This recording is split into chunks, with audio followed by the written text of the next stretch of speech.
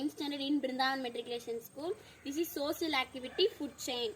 Food chain அப்படினா உணவு சங்கிலி. Definition of food chain. Where one organism dependent to another organism for food is called food chain. இப்படின்னா ஒரு உணவு சங்கிலி அப்படின்னா ஒரு ஆர்கானிசம் வந்துட்டு இன்னொரு ஆர்கானிசம் சார்ந்து உணவுக்காக சார்ந்து இருக்கிறதா வந்துட்டு ஃபுட் செயின் உணவு சங்கிலி அப்படின்னு சொல்லிட்டு சொல்லுவாங்க. இப்போ ஃபுட் செயினில் ஃபர்ஸ்ட் ஸ்டெப்பாக வந்துட்டு கிராஸ் வரும். கிராஸ் வந்துட்டு கிராஸுக்குன்னு தனியாக ஒரு ஸ்பெஷலைஸான ஒரு பிக்மெண்ட் இருக்குது, க்ரீன் பிக்மெண்ட் அப்படின்னு சொல்லுவாங்க, குளோரோஃபுல் அப்படின்னு சொல்லிட்டு சொல்லுவாங்க.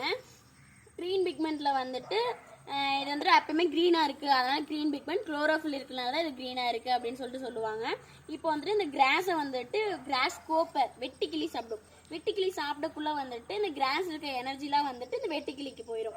அப்புறமேட்டு இந்த வெட்டுக்கிளியை வந்துட்டு தவக்கலை சாப்பிடும். இந்த தவக்கலையை வந்துட்டு சாப்பிடக்குள்ள வெட்டுக்கிளியோட எனர்ஜி வந்துட்டு தவக்கலைக்கு போயிடும். அதேமாரி இப்போ வந்துட்டு ஸ்னேக் சாப்பிடக்கூட தவக்கலையை வந்துட்டு ஸ்னேக் சாப்பிடும். அப்படி ஸ்னேக்கை சாப்பிடக்குள்ள வந்துட்டு இந்த தவக்கலைக்கு எனர்ஜிலாம் வந்துட்டு இங்கே பாம்புக்கு போயிடும். அடுத்தது வந்துட்டு ஈகிள் கழுகுன்னு சொல்லுவாங்க.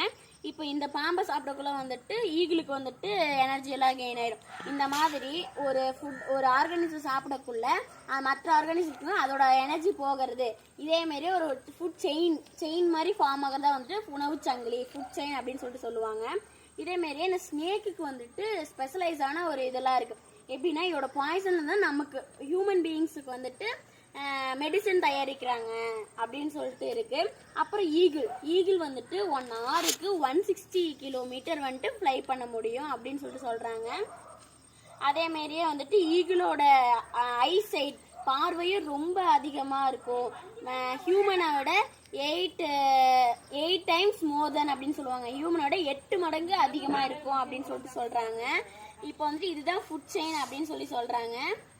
அதில் ஃபுட் செயினில் இந்த மாதிரி ஒரு ஆர்கானிசம் வந்துட்டு இன்னொன்று வந்து டிபெண்ட் பண்ணி இருக்கிறதா ஃபுட் செயின். இதேமாரியே வந்துட்டு இப்போ உங்கள்கிட்ட ஒரு கொஸ்டின் கேட்கணும். என்னன்னா ஃபுட் செயினில் வந்துட்டு ஒரு இனம் இல்லைன்னா நம்மளுக்கு என்ன ஆகும், இதில் ஒன்று அஃபெக்ட் ஆகிட்டாலும் நம்மளுக்கு என்ன ஆகும் அப்படின்னு சொல்லிட்டு கமெண்ட் பண்ணுங்கள். தேங்க்ஸ்.